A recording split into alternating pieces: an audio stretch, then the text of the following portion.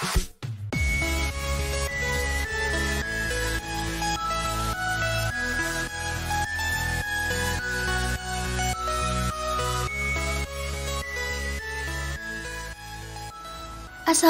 warahmatullahi wabarakatuh. Terima kasih buat teman-teman semua yang sudah memilih channel ini. Mudah-mudahan teman-teman dalam keadaan yang sehat dan tetap semangat.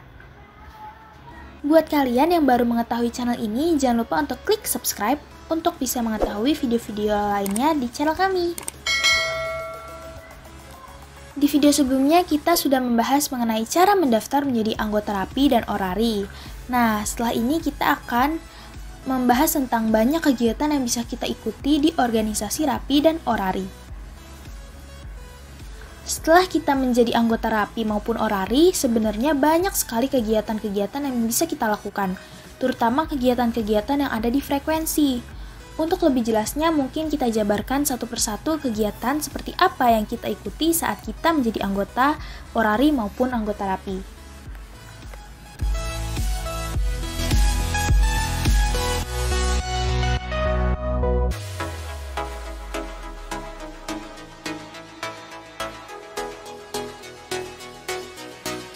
Satu, kegiatan di frekuensi.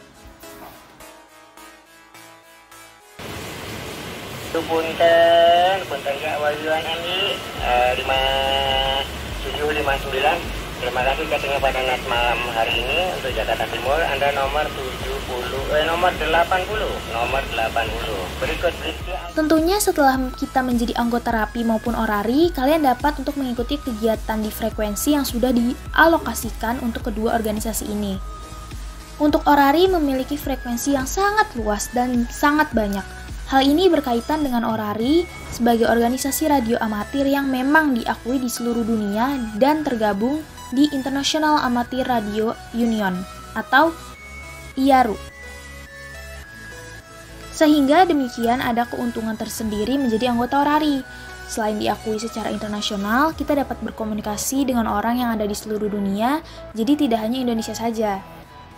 Berikut adalah frekuensi di Orari dan tentunya sangat banyak jenisnya.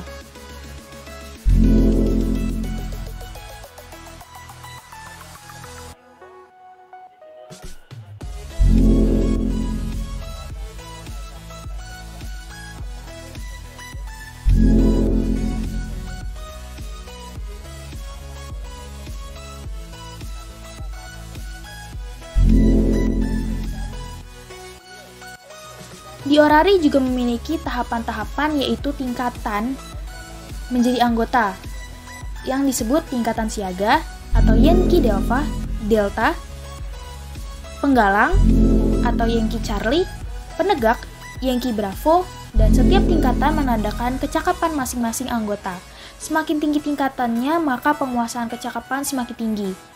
Setiap anggota bisa mengajukan kenaikan tingkat bila sudah memenuhi syarat kecakapan yang diatur di organisasi, misalnya dari awal siaga ke penggalang antara lain. 1. Piagam Orari atau Award. A. Siaga ke penggalang minimal 5 buah award atau piagam. B. Penggalang ke penegak minimal 10 buah award atau piagam. 2. KSL Card. A. Siaga ke penggalang 25 KSL Card nasional meliputi seluruh call area dari 0 sampai 9. B. Penggalang ke penegak 50 KSL Card meliputi sekurang-kurangnya 25 negara dari 3 benua termasuk Indonesia.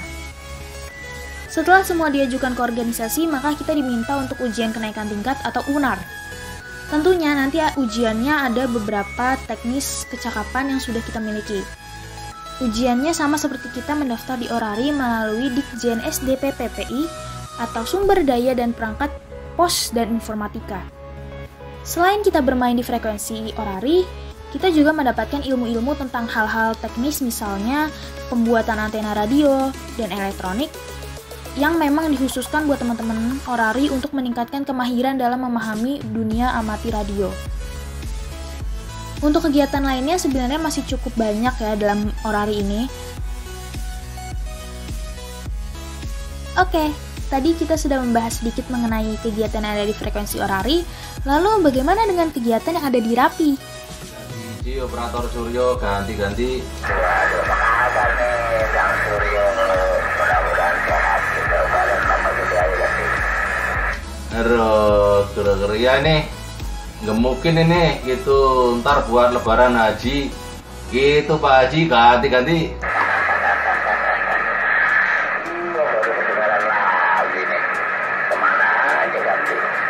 Di Rappi, setelah Anda menjadi anggota, Anda berhak untuk mendapat komunikasi melalui frekuensi yang sudah diatur oleh pemerintah, yaitu VHF dan HF. Untuk VHF frekuensinya dari 142000 sampai dengan 143600. Baik di frekuensi untuk lokalan maupun frekuensi untuk repeater atau yang bisa disebut radio pancar ulang. Di Rappi memiliki frekuensi khusus radio pancar ulang atau RPU secara nasional, yaitu frekuensi 202, 204, 206, dan 208. Setiap wilayah memiliki radio pancar ulang yang menjadi standar nasional. Ini sangat menguntungkan bila kita yang sering mobile sehingga tidak perlu men-setting-setting ulangan input atau output yang sama. Dan tentunya ini hanya bisa digunakan oleh anggota Rappi. Aplikasi. Oh ya teman-teman, di Rappi dan Orari saat ini untuk aplikasi keanggotaan sudah online. Untuk Rappi nama aplikasinya adalah saparapi.id dan bisa diakses melalui PC. Sedangkan untuk Orari teman-teman bisa mengakses melalui aplikasi mobile yang bisa diinstal atau di-download di Android. Aplikasi ini bertujuan untuk memudahkan anggota mengecek status keanggotaan dan fungsi-fungsi lainnya.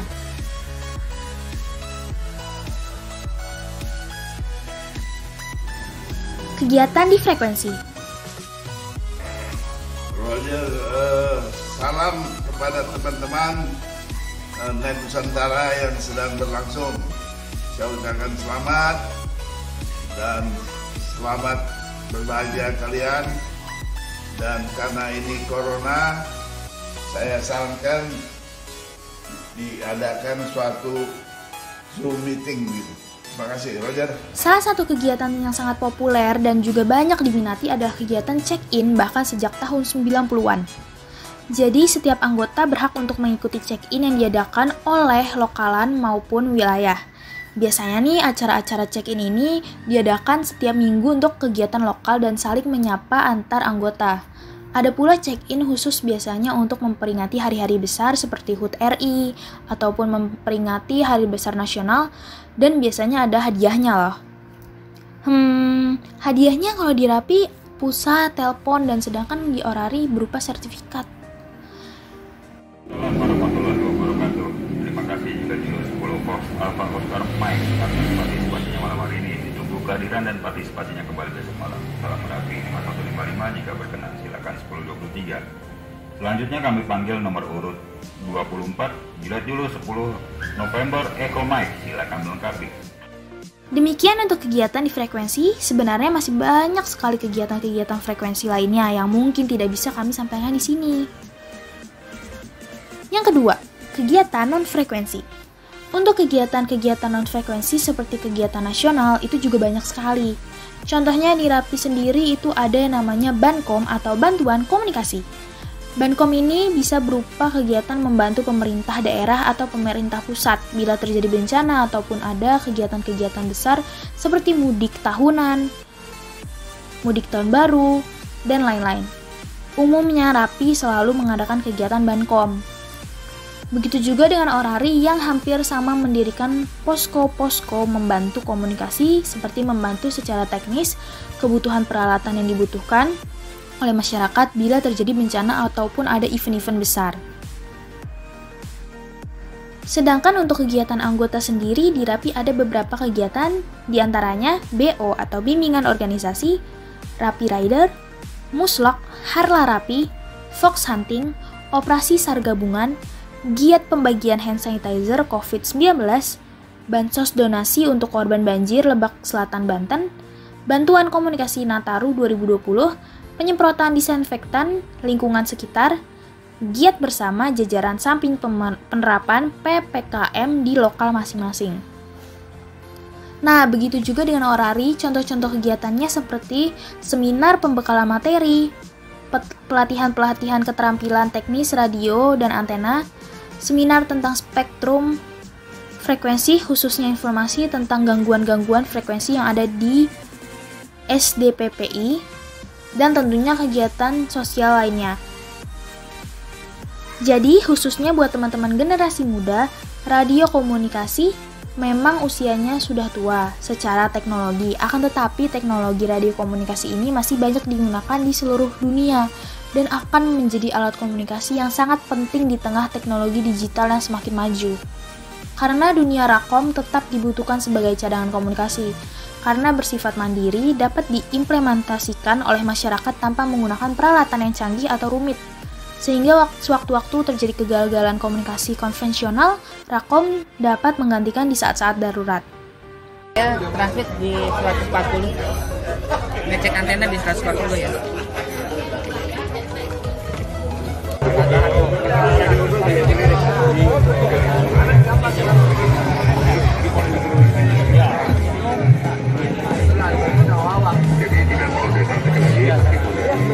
Baterainya habis kalau radio ini. Nggak pakai data. Nggak pakai baterai.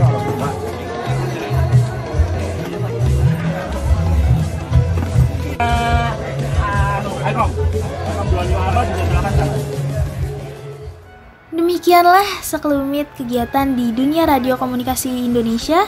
Apa yang kami sampaikan di sini hanyalah kulit luarnya saja, karena sebenarnya kegiatan di Orari dan Rapi itu sangat banyak. Dan tentunya apa yang kami sampaikan di video ini masih banyak kekurangan di sana-sini. Terima kasih buat rekan-rekan yang sudah menonton video ini. Jangan lupa untuk subscribe agar channel ini makin berkembang. Bila ada yang salah dalam penyampaian kami mohon maaf sebesar-besarnya. Dan bila ada yang ingin disampaikan, silahkan komen di bawah ya. Bye-bye.